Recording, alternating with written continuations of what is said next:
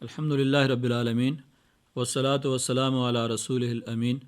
اما بعد فاعوذ باللہ من الشیطان الرجیم بسم اللہ الرحمن الرحیم۔ ایک سوال ہے کہ کیا عورتوں کو ترغیب دے کر نماز تراویح کے لیے مسجد بھیجنا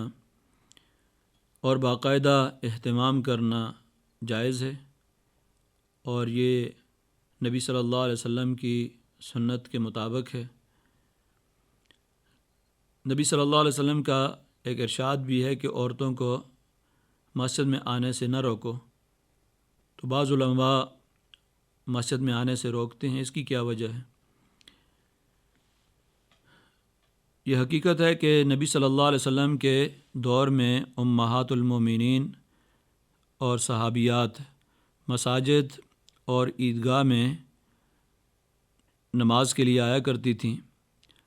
مردوں کی صفوں کے پیچھے اپنی صف بنا کر نماز بھی پڑھتی تھیں اور سلام پھیرنے کے بعد فوراً مسجد سے چلی جاتی۔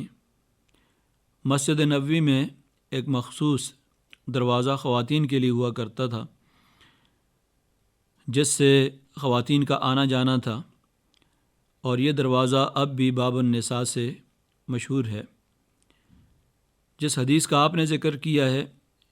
یہ بخاری اور مسلم کی مشہور حدیث ہے کہ عورتوں کو مسجد میں آنے سے نہ روکو۔ اس حدیث کا مفہوم کیا ہے اور اس حوالے سے ہمارا طرز عمل کیا ہونا چاہیے؟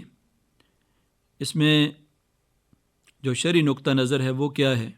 اس کی آپ کے سامنے میں وضاحت کر دیتا ہوں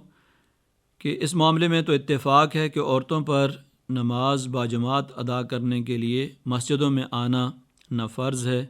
نہ واجب ہے، نہ سنت مؤکدہ ہے، بلکہ ان کے لیے زیادہ بہتر طریقہ، افضل طریقہ یہ ہے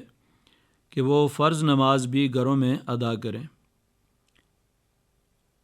اصل ترغیب مسجد کی نہیں ہے بلکہ گھر میں نماز پڑھنے کی ہے۔ نبی صلی اللہ علیہ وسلم کے دور میں خواتین مسجد نبوی میں نماز ادا کیا کرتی تھیں۔ اس کی وجہ یہ ہے کہ اس وقت نبی صلی اللہ علیہ وسلم کی ابتدا میں نماز پڑھنا خواتین بھی اپنے لیے ایک سعادت سمجھتی تھیں۔ اس لیے صحابہ کرام کو نبی صلی اللہ علیہ وسلم نے ارشاد فرمایا کہ اگر کوئی خاتون مسجد میں آ کر نماز پڑھنا چاہتی ہو تو اسے روکا نہ جائے۔ یعنی روکنے سے نبی صلی اللہ علیہ وسلم نے منع فرمایا ہے، لیکن کسی حدیث میں یہ نہیں ہے کہ ان کو مسجد میں لاؤ۔ روکنے سے ضرور منع کیا گیا ہے کہ اگر کوئی خاتون مسجد میں آنا چاہتی ہو تو اسے روکا نہ جائے۔ ایک حدیث میں الفاظ یہ ہیں کہ عورتوں کو مسجد میں آنے سے نہ روکو، لیکن ان کے گھر ہی ان کے لیے زیادہ بہتر ہیں۔ حضرت عبداللہ ابن مسعود رضی اللہ عنہ نے یہ روایت نقل کی ہے،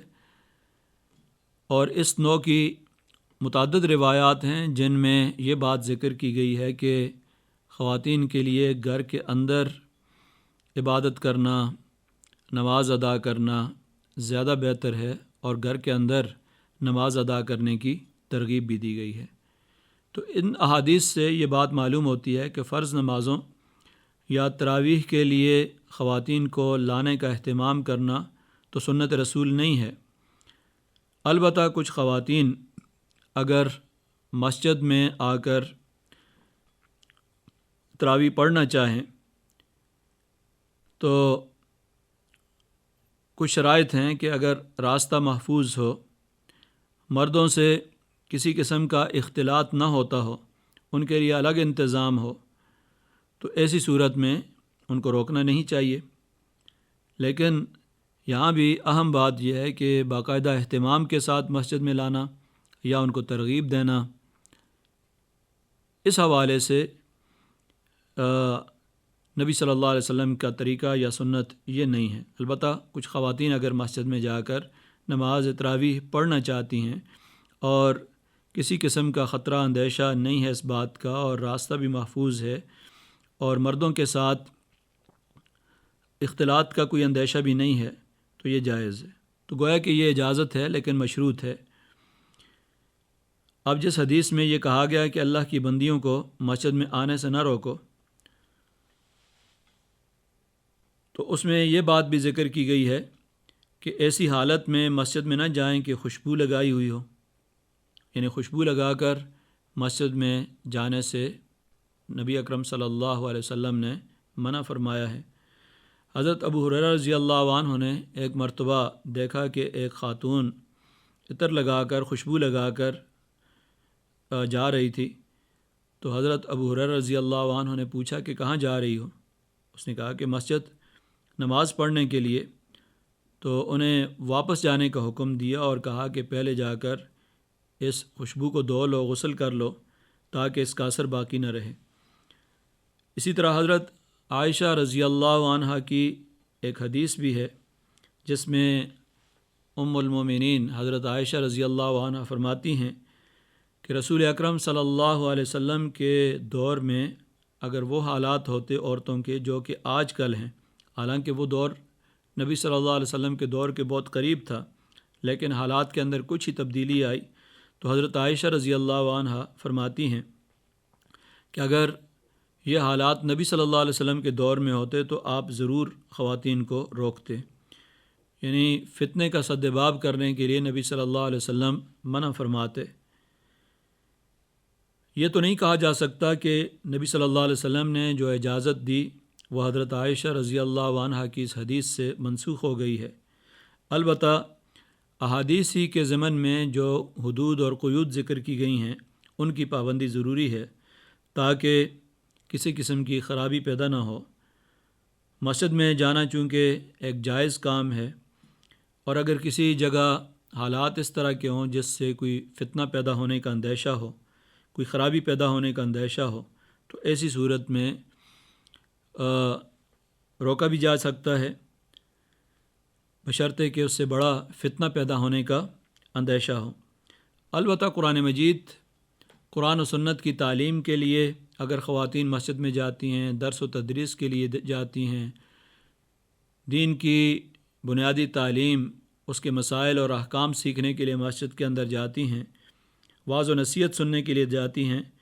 تو ظاہر ہے کہ اس کے لیے جانا بہتر ہے، بلکہ یہ چیزیں تو فرض یا واجب کے درجے میں ہیں کہ خواتین بھی دین کو سیکھیں، قرآن و سنت کے احکام کو سیکھیں، اور انہیں بھی قرآن و سنت کے احکام سے آگاہی ہو، اس لیے کہ اولاد کی تربیت اسی صورت میں صحیح خطوط پر ہو سکتی ہے جب کہ ماں قرآن و سنت کے احکام سے، ان کی تعلیمات سے آگاہ ہو، اور اس کا مرکز مساجد ہیں، مدارس ہیں، جہاں قرآن و سنت کی تعلیم دی جاتی ہے۔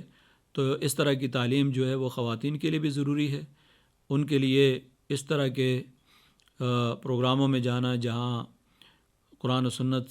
کی آگاہی حاصل ہوتی ہے، بنیادی احکام معلوم ہوتے ہیں، ان کے لیے جانا ضروری ہے تاکہ وہ بھی قرآن و سنت کے احکام سے آگاہ ہو سکیں۔